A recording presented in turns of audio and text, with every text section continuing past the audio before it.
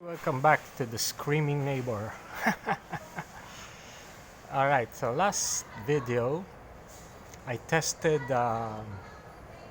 plastic tub versus graphite chassis in terms of heat absorption.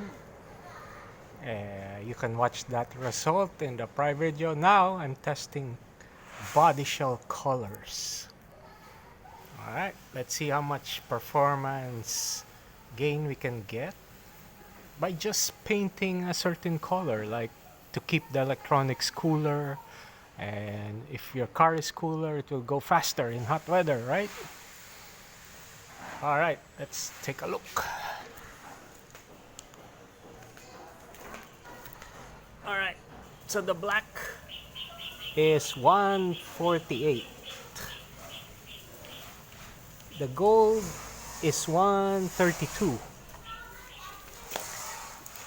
the yellow is 114, and the white is 118.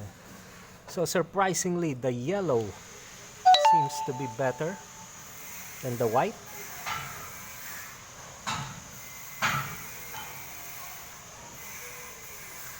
So based on what I see, this is coolest.